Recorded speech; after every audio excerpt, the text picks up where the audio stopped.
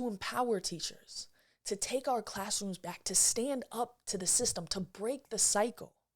Because the excuse that, oh, it's the system, that only lasts for so long. At some point, the system is made up of individual decisions that we make, of our choices.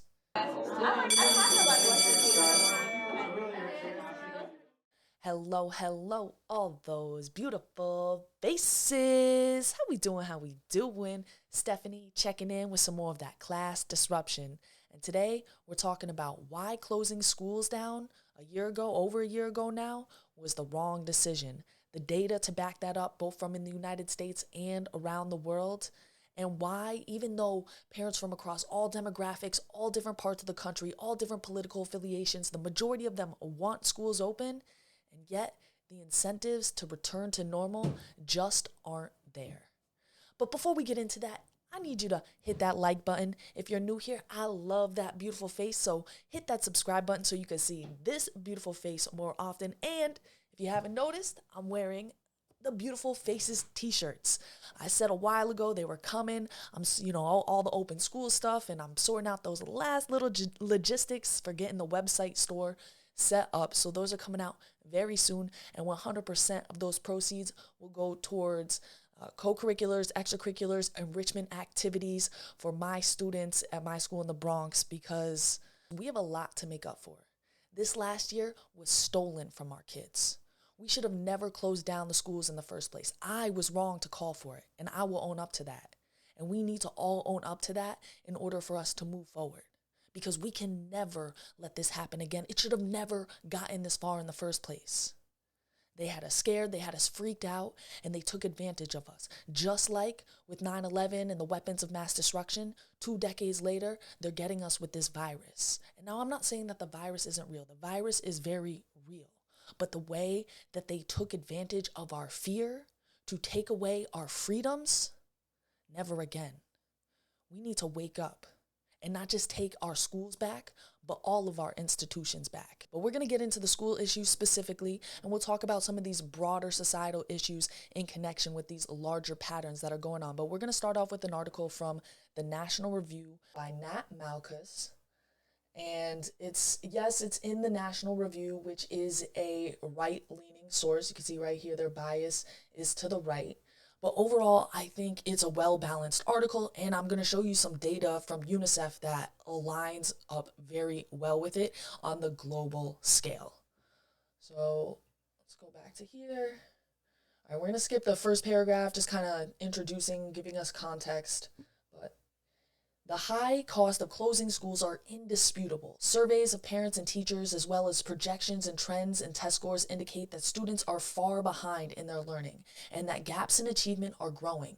Economic estimates predict that students will lose $12,000 to $15,000 in lifetime earnings for every month schools remain closed. And related, U.S. GDP losses are forecasted to run into the tens of trillions of dollars. And so this whole idea that, there's no learning loss based on what standards, they're behind what, in my opinion, that's nonsense. We know based on history, and I've said this over and over and again in my videos, that less education equates to less desirable life outcomes, life years lost, less incomes, worse health, all of that. And especially for these kids that haven't been in the classroom for a year and a half and then they're just going to graduate, or the kids who are at those very critical developmental periods for reading and literacy and math, they're missing out on these key things, and it's harder and harder to make them up. And we already know school systems like New York City, we can't close the gap. So this whole nonsense about there's no such thing as learning loss is just gobbledygook.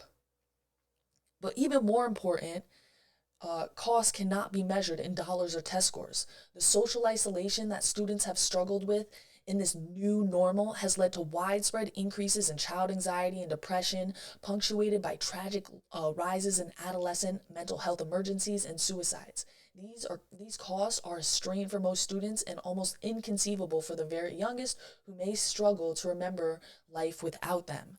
And so one of the pushbacks I've heard to this whole, mental health issues and suicide have been on the rise. This is just part of that. We're in a pandemic. But again, we have the ability to open schools because it is safe, and we can decrease some of these impacts. We can help make sure that it's not even worse than it's going to be. And we're setting up a whole bunch of kids who may never have had some mental health issues to be predisposed for them now. So you can't see these right now. They're not going up on your ticker, on your TV, but these are real costs, and we're going to be seeing them in the years and decades to come. And this is the key right here. Had blanket school closings been absolutely necessary to control COVID-19, their costs would be justified in retrospect. We would easily be able to look back and say, this was the right thing to do. But there's not a single piece of evidence that I've seen that shows that these are the right thing to do. If you've seen that evidence, please leave a comment down below. Let me know. Let's have that conversation. But I have not seen anything when you really put all the factors and balance it out and not just look at one death ticker going up. It really doesn't make sense in context. And we're going to get into all the data right here as to why.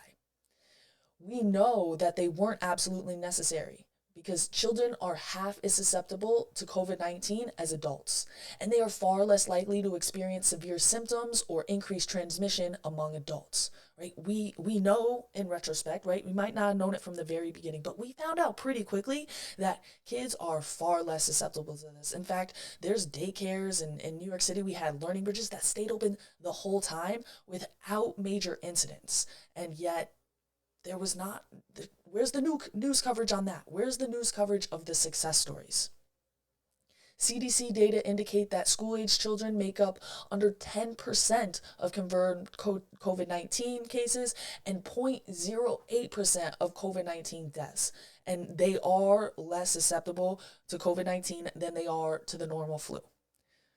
Despite accounting for 23% of the population, right? So kids make up 23% of the population, but 0.08% of the COVID cases, and yet they've sacrificed everything this last year. They've lost everything that they knew. And, a year to me at 30 years old or a year to somebody who's older, imagine that if you're a young kid, right? If you're 3-4 years old, that's a third or a quarter of your life. If you're 15, right, that's a year is a long time. You're going to have all these important developmental experiences that you just didn't have now. Even for those who don't trust the research, evidence that universal school closures have been avoided is in plain sight, right? You can literally look out around the world and there's schools in our own country that have been open nearly this whole time. There's schools in Europe that have been open this whole time. So the data is there.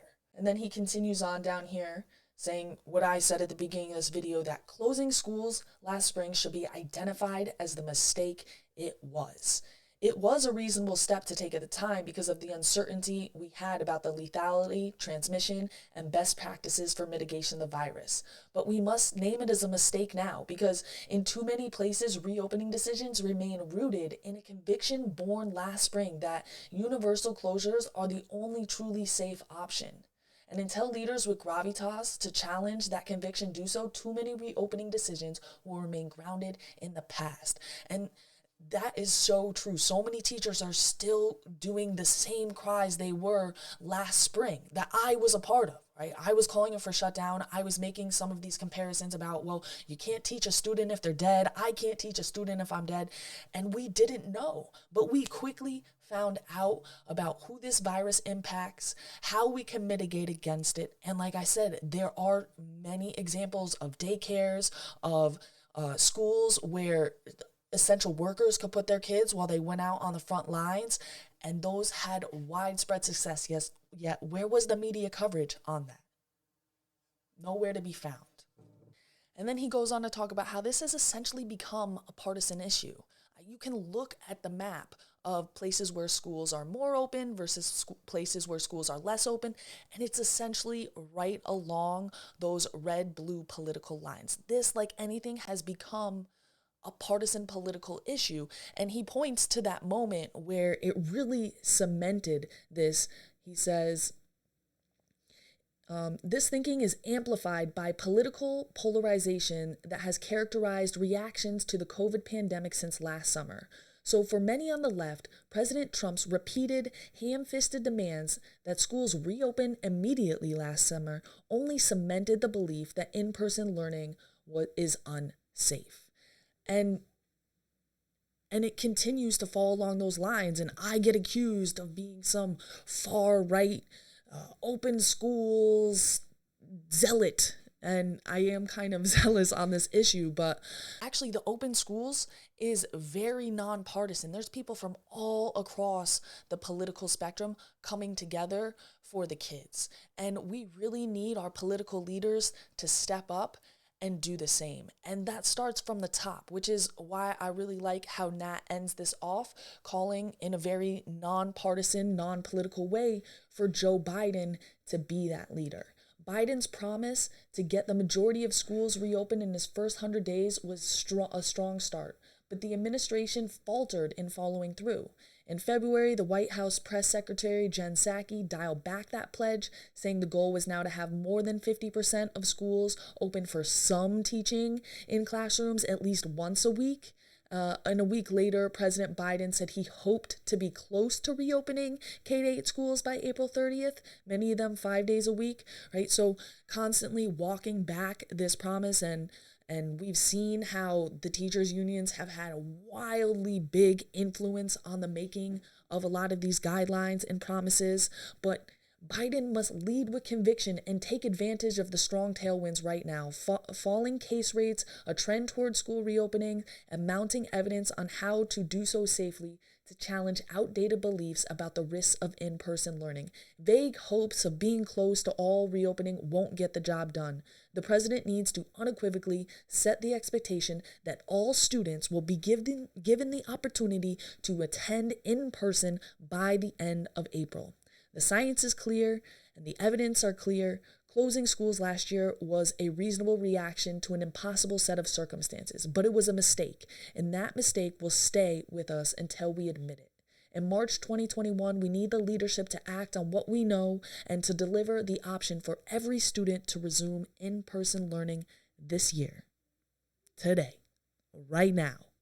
And if you don't like that source, or you're still convinced that this is a Republican issue or right-wing thing, I want to show you some data from UNICEF that shows how this problem has impacted children around the world in the same ways that we're claiming that they've impacted children in the United States.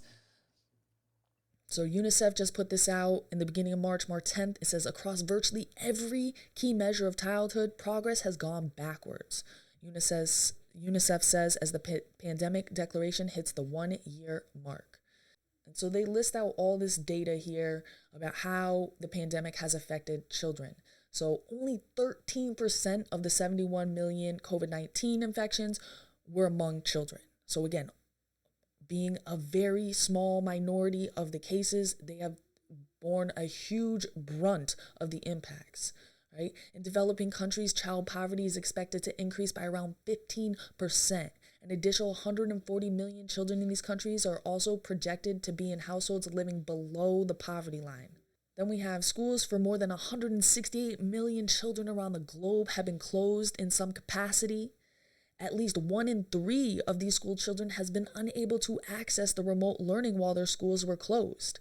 This has led to 10 million additional child marriages that might occur before the end of the decade, which threatens years of progress in reducing the practice. And at least 1 in 7 children and young people has lived under stay-at-home policies for most of the last year, leading to anxiety, depression, and isolation.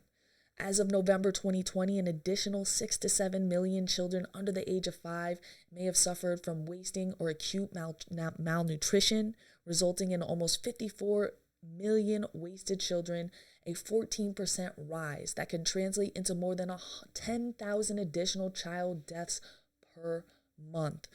And we've seen a decline in these nutritional services and all these programs that have gone to reduce these because of the COVID-19 shutdown. So it's not just as simple as, oh, we can shut down the schools. These things have impacts right now where we live and around the world and long term. And again, there's no ticker on your TV keeping track of those. It's just the deaths. Right? They want to hit you with that fear, with that shock. But alas, there is some good news. The majority of parents across all different demographic spectrums, areas of the country, political affiliations, the majority of them believe that schools should be reopened, according to the latest Gallup poll. Which we have right here. It says, amid pandemic, 79% of K-12 parents support in-person school. And they have this chart down here. See if I can make it bigger. And so you can see that all K-12 parents average 79% support. And then you can break it down. You can see that working parents, they're even higher. 82% of working parents are like, I have a job. I got to put food on the table, and I'm not an educator, right? I need my kids to be in school. And not working parents are only slightly lower. We can see the recognition that education, that schools are essential, is pretty high. And then, of course, we have our partisan lines. So Republicans up to 94%, independents 80%, but still Democrats are a big majority. 62% of them believe that they should be open. So we're getting more political consensus here. And then we can see there's some geographic variation, but overall support for opening schools is high. So the question is, why is it taking so long? Why are districts and unions still dragging their feet? Why do the incentives seem more broadly even to be set up to not return to normal? Despite this woke talking point that they want us to get back to normal for capitalism, I would argue that it's these biggest corporations, the ones that there's actually legitimate scorn for, have zero incentive to get back to normal. They've only gotten bigger. Their profits have only gotten larger over the past year. They don't have incentive to get us back to normal. They love having us in our home, doing everything on our computer so they can collect our data and sell it and do whatever they do to keep us more addicted to these things. On the other hand, it's your smaller businesses and your local businesses that, they want to get back. They want to be able to feed their families. They want to be able to provide for their families and not have to look to the government for a handout.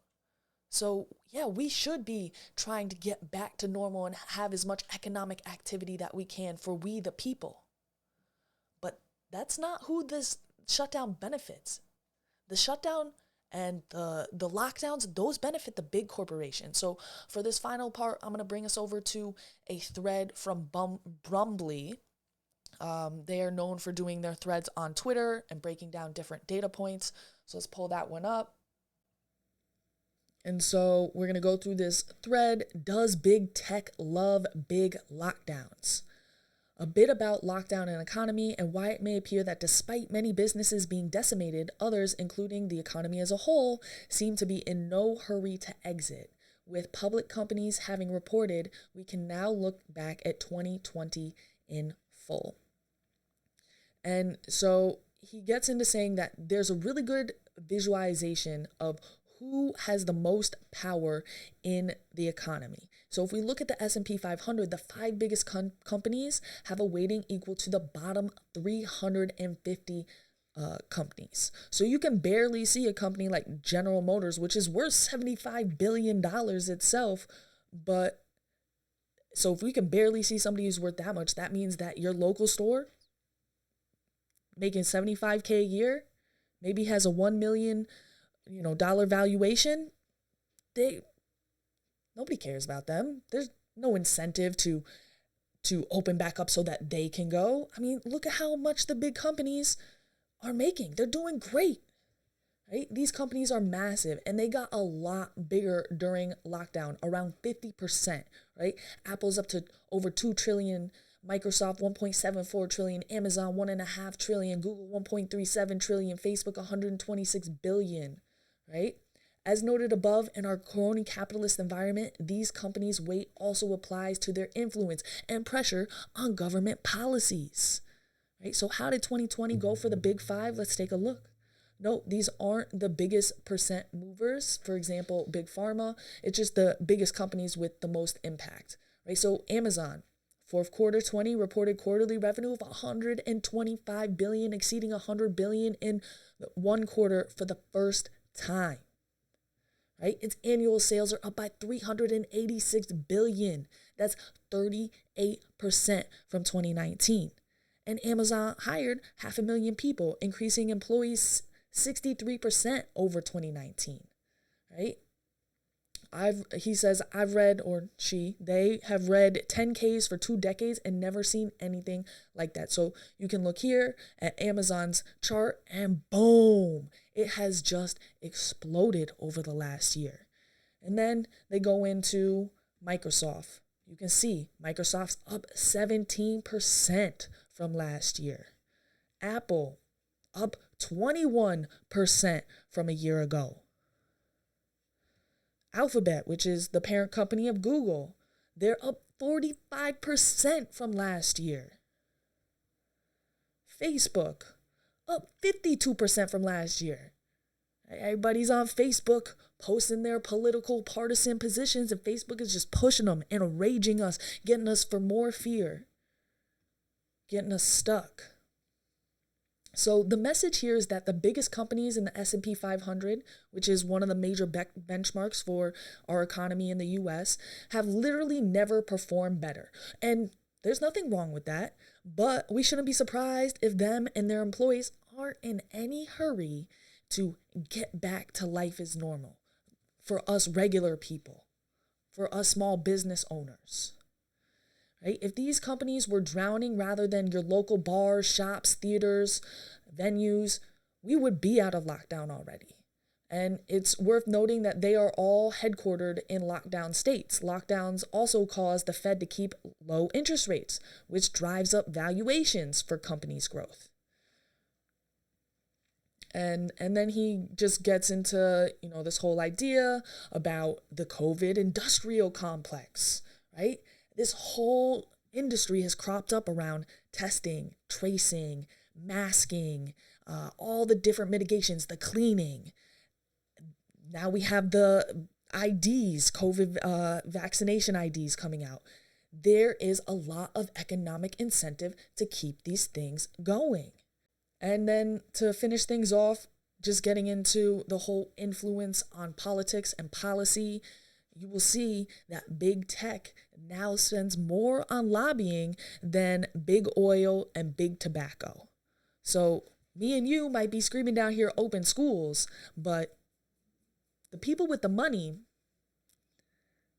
they don't really care for us to get back to normal. They don't really care for our kids to get back to school. Matter of fact, they probably want to keep them home so that they can sell us their new ed tech platform and they can collect more data on us and they can create this whole new industry. And where are the teachers fitting into all this? That's what I just don't understand. I don't understand the long-term goal here of teachers and teachers unions. We're the people. And yet, the way that the chips are falling, we're falling on the side of these big corporations. They want to keep this going. The companies, the politicians, the states love the emergency powers because that means that they get this whole influx of federal money. The unions love it because then they can lobby for money in the stimulus package. And on top of that, they love the excuse for why kids passing through their hallways are just doing that, passing through and not coming out the other side with the outcomes that we expect, the outcomes that we need to compete on a global scale. And it feeds right into this whole dynamics that were set up pre-pandemic, where the narrative is that teachers are overworked, undervalued, underpaid, not respected. And this is a narrative that I profusely reject. In fact, it's one of the reasons that I started this channel, to empower teachers, to take our classrooms back, to stand up to the system, to break the cycle. Because the excuse that, it's the system, that only lasts for so long. At some point, the system is made up of individual decisions that we make, of our choices. I've been thinking a lot more lately about how I can be more than just a commentator on YouTube and more just an activist pushing for school reform. But how can I be part of the solution? How can I build those new structures, build those new institutions to replace this failing and crumbling one? I've always had this dream of starting my own school one day and, doing it my way.